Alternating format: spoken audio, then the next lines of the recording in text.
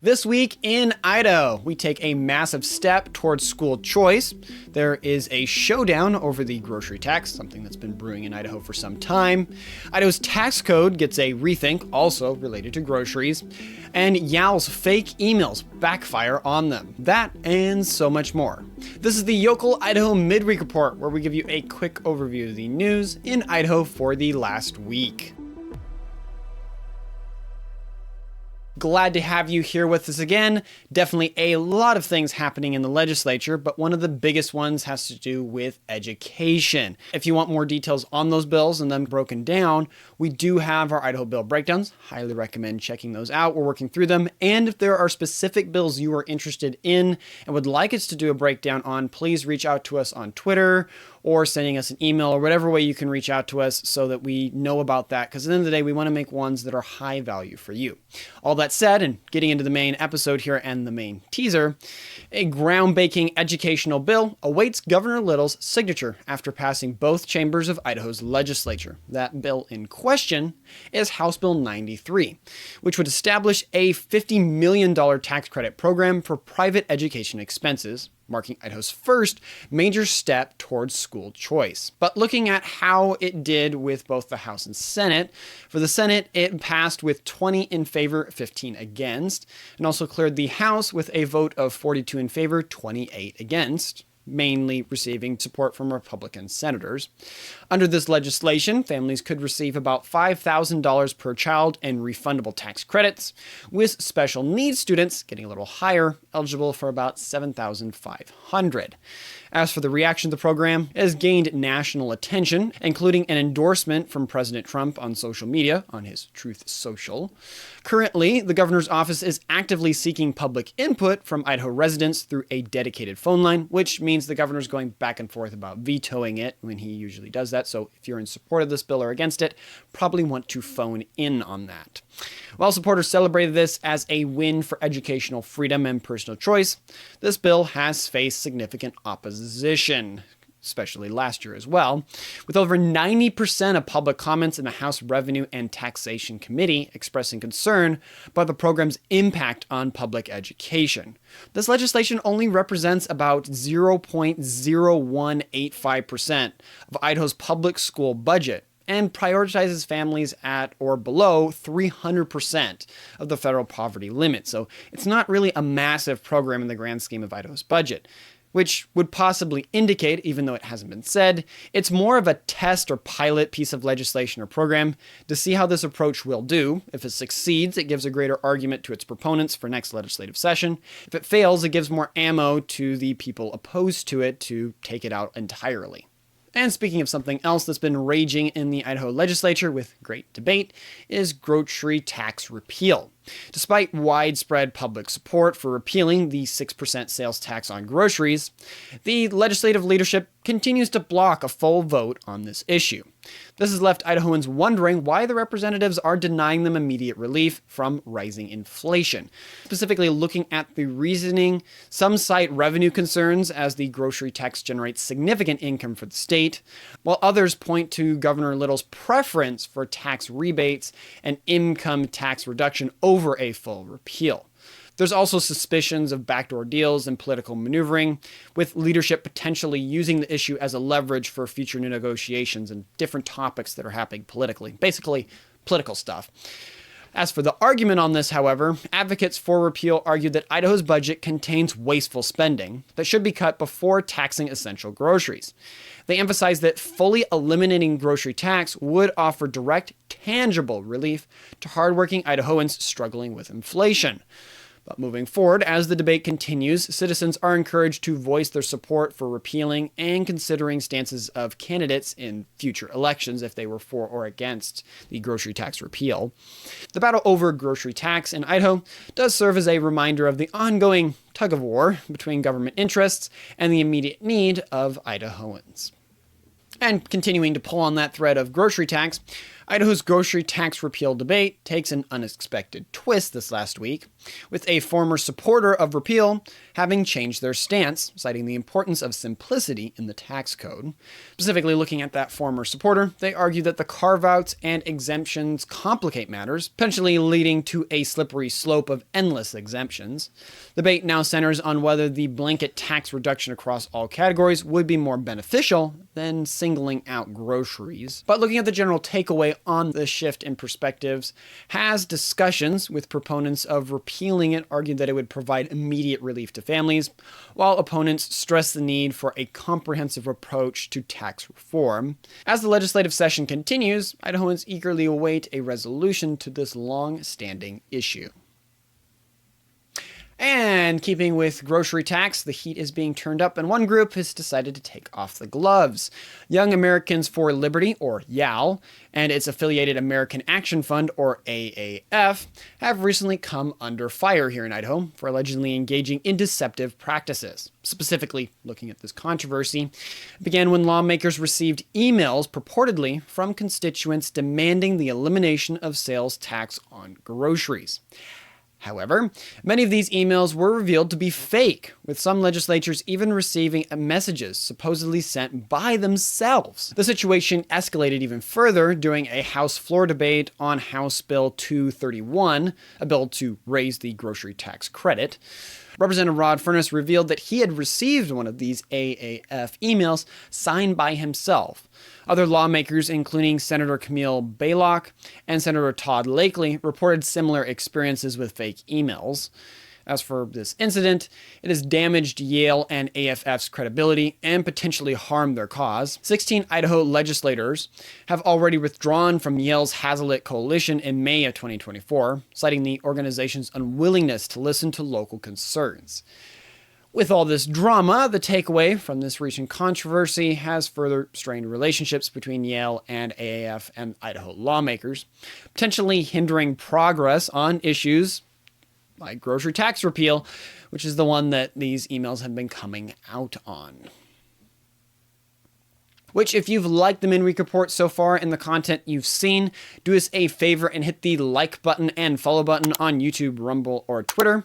Helps us stay connected with you and reach more folks who love Idaho and want to be engaged. And speaking of money, in a surprising turn of events, Idaho's state budget has come under scrutiny as lawmakers uncover questionable financial transactions in the executive branch. During a joint Finance Appropriation Committee meeting, or as it is otherwise known, JFAC meeting, Representative Josh Tanner raised concerns about 4 state agencies making 5-figure transfers to the executive office of the governor without explanatory notes. Laura Wolf, the governor's budget director, contributed these transfer reimbursements for employees working across agencies, a practice implemented in the 1990s. Further investigation revealed that the executive office would have been over budget in fiscal year 2024 without a $50,000 transfer from the Department of Fiscal Management. Additionally, questions arose about a $215,000 appropriation for a constituent management application that was not pursued, and a $1.35 million transfer to a special emergency fund originally set up during the COVID-19 pandemic. In response to all these concerns, Representative Heather Scott introduced House Bill 283, which would prohibit the governor from billing other state departments for personnel. As the debate continues on this, citizens and lawmakers alike are calling for greater transparency and accountability in government spending, seemingly being a little bit of a trend right now. And speaking of spending, and something that has been in the public eye a lot here in Idaho, Idaho's House Bill 98, prohibiting public funds for teachers' unions, has advanced to the full House after passing the State Affairs Committee. Sponsored by Representative Judy Boyle, the bill bans taxpayer funds for union activities and penalizes districts for allowing payroll deductions for dues. As for the debate, like all things, supporters argue it prevents the misuse of public money, while proponents claim it is unfairly targeting educators and violates constitutional rights. Constitutional part seems to get thrown around a lot, but we'll get into that later. Idaho's Education Association denies receiving taxpayer funds and warns the bill could harm teacher retention and student access. But general takeaway on this, organizations like the Freedom Foundation have helped craft it, which some people would see as a drawback, others not. But for those interested in the bill's progression, it now faces a vote in the House to see if it will finally move forward to the Senate. And speaking of education, we're going to be talking about that a lot this week. In a bid to reshape Idaho's education governance, a House committee has introduced legislation to elect 5 out of the 7 state Board of Education members by geographic region. The bill, presented by Representative Joe Alfieri, a Republican from Coeur d'Alene, aims to address unfair representation on the board. Currently, board members are appointed by the governor, with a recent law requiring appointments from different regions. The proposed bill would create 5 zones based on legislative districts, with members receiving about $12,000 annually, stipend plus travel expenses reimbursement. The legislation, a revised version of a similar bill from 2023, seeks to balance regional representation on the board. While some lawmakers question the partisan nature of the elections, the bill's specifics on that part are a little bit unclear. But moving forward, the House State Affairs Committee unanimously voted to introduce the bill, paving the way for a full public hearing where people can give input on it. This move could potentially alter educational policy making here in Idaho, emphasizing local representation in statewide educational decisions. And something we've talked about the last couple weeks with the Bible coming back into schools, the 10 Commandments is also making a push. Idaho lawmakers have introduced a bill requiring the prominent display of 10 Commandments in all public schools and universities in the state of Idaho. House Bill 238, sponsored by Senator Galina Zeiderfeld and Representative Faye Thompson, mandates a poster or framed copy at least 16 by 20 inches with legible typeface. The bill surpasses Louisiana's similar 2024 law, which was blocked by a federal judge as unconstitutional. Idaho's proposal allows for privately donated displays and requires schools to accept additional copies. Critics argue the bill may violate Idaho's constitution, which prohibits using public funds for religious purposes. But in conclusion, the legislation joins similar efforts in Oklahoma, Texas, and Utah, reflecting a growing trend of religious displays, specifically Christian, going back to our roots here in America, in public education. If passed, the law would go into effect July 1st, pending a full public hearing. Which, did you know about that story or any of the other ones we've talked about? Is it something that your friends and family would find value in? Please don't hesitate to share this episode so they can hear about it. Your shares help us spread the word about our beautiful state. And speaking of a policy group that is at the forefront of Christian values in the legislature, Idaho Family Policy Center has introduced a bill targeting, quote, indecent sexual exhibition in public spaces, something they've been trying for a couple years here. The legislation, presented by the group's president, Blaine Gonzatti, aims to restrict drag performances and other indecent events from areas where children might be present. The bill would require organizers to take, quote, reasonable steps, end quote, to prevent minors from accessing such performances, and allow minors exposed to sexual conduct to sue for damages. As for their argument on this, Gonzatti argues that this bill is not intended to outright ban drag shows, but to regulate them in public spaces. The legislation uses the Federal Communications Commission standards to determine indecency and would not apply to performances like gender bending in Shakespeare. The bill's introduction follows drag performances being held in public parks in Coeur d'Alene and Boise last year that created quite a hubbub. But moving forward, the State Affairs Committee unanimously voted to introduce the bill, sponsored by Senator Ben Taze and Representative Ted Hill, and will now proceed to a public hearing, which, if you are in support of this bill and want to apply a little bit more pressure, that's where you would go. And speaking of one of the towns that had a drag show and had some issues there, but on a more positive note, in the quaint city of Nampa, local coffee roasters are feeling the heat. Pun intended there, but not just from their roasting machines. Brian Stewart, a prominent Nampa roaster, is spearheading a think tank with fellow business owners to address the looming threats of tariffs on the coffee industry here in the Treasure Valley. The group aims to explore innovative ways to streamline the supply chain and improve efficiency so that they don't have to pass too much on to the consumer. Specifically looking at the impact and what exactly is going on for all of us that aren't on the business side, the impact of these tariffs extend beyond just the price of a cup of coffee at your local cafe.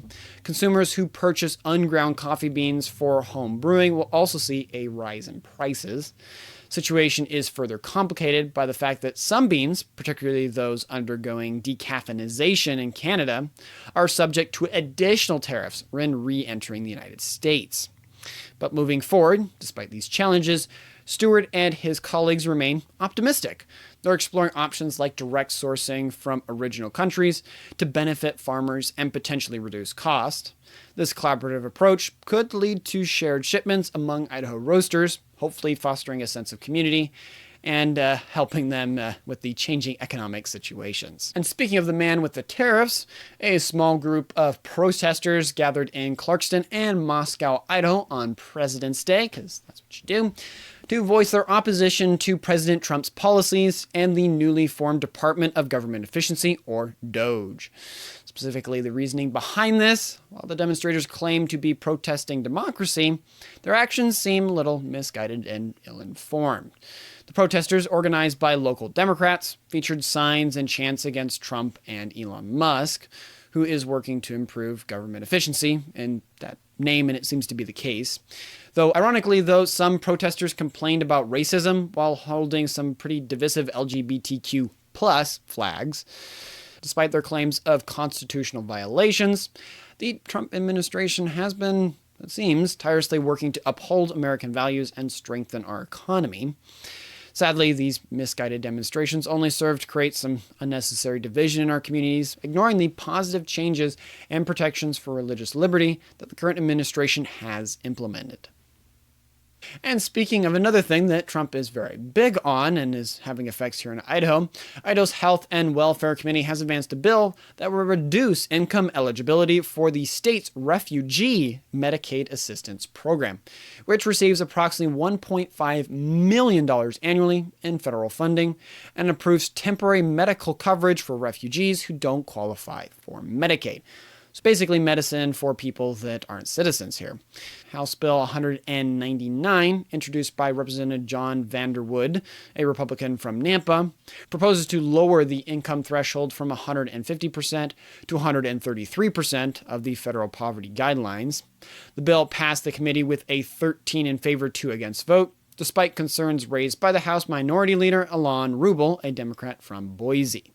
Rubel argues that the changes would further burden an already struggling demographic, emphasizing that the federal poverty guidelines are insufficient for basic living expenses. If enacted, the bill would void all existing Department of Health and Welfare's rules surrounding the program, which could mean it's getting cut, but we'll have to see moving forward.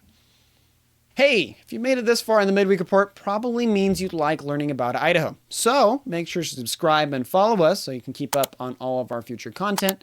And go check out our Substack, where we break down bills into simple, easy to understand language so you can understand what on earth we're talking about.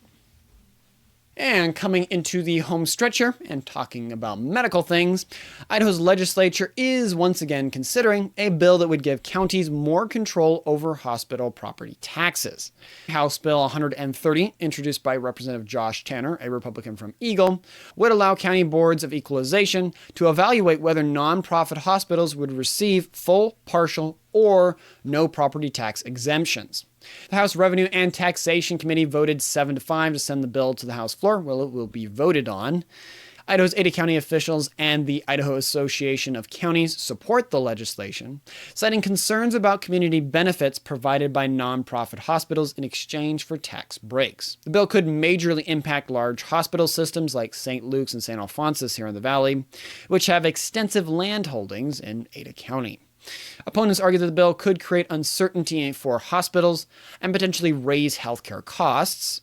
Idaho Hospital Association claims the legislation violates constitutional requirements for uniform taxation. Granted, it's ununiform at the moment because they get an exemption. I don't know.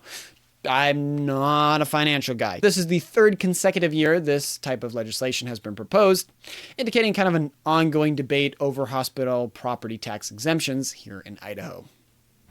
And speaking of controversy, and something we've talked about a couple of weeks ago, a coalition of conservation groups have filed a lawsuit against the U.S. Forest Service on Tuesday, or last Tuesday, challenging its approval over the Stibnite Gold Project in Idaho's Salmon River Mountains. If you don't know what that is, go check out our shorts or past Midweek reports. But looking at this lawsuit, it alleges that the open pit gold mine, approved in early January 2025, threatens public health, clean water, endangered species, and thousands of acres of public land, just like many conservationists would say. But looking at the project, if you want a little bit of an overview, it's proposed by Perpetual Resources and would expand a mining site near the Frank Church River of No Return Wilderness area. No Return indicates it's not a super popular area, I think. Anywho, moving about 3,265 acres and generating about 280 million tons of leftover rock. Conservationists argue that this could severely damage the South Fork Salmon River ecosystem, which is important to endangered Chinook salmon, steelhead, and bull trout. Looking at the more broader reaction, however, John Robinson, the Idaho Conservationist League, has expressed concerns about the project's impact on wildlife, public access, and recreation. The lawsuit also names the U.S. Fish and Wildlife Service and the National Marine Fisheries Service for alleged violations of the Endangered Species Act.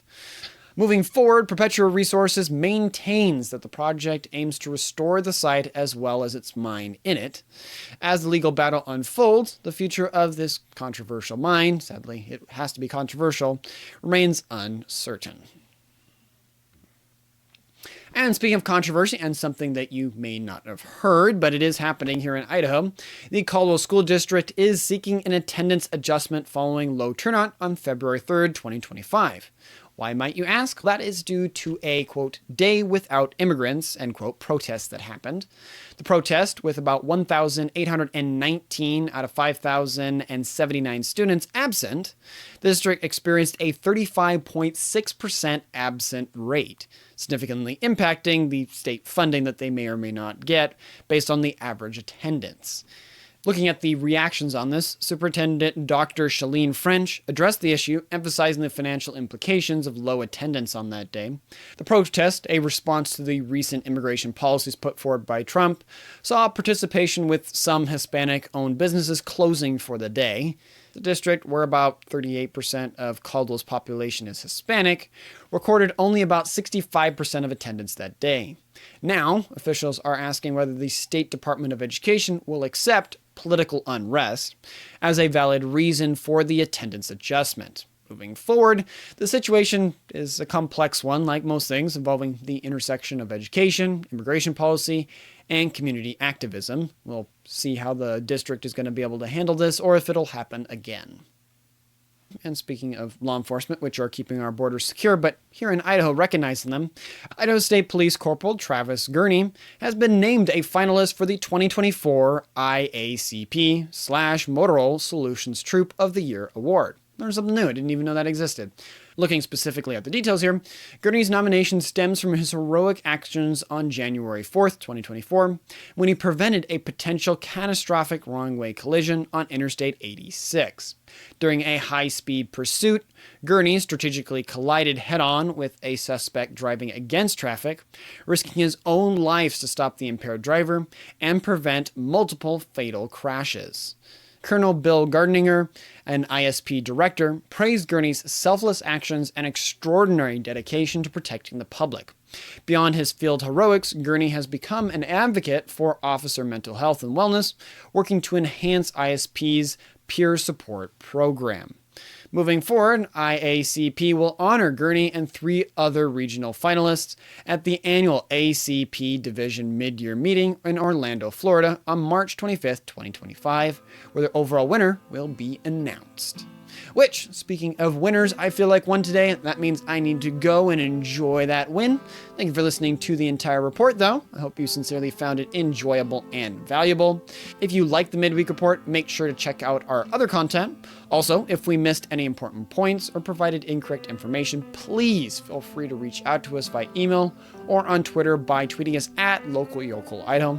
With the small team we have, we're not able to cover everything, but we do our best to cover the most interesting and important stories. Thank you for your continued support and assistance. That's all for now. I wish you a fantastic rest of your week. Godspeed.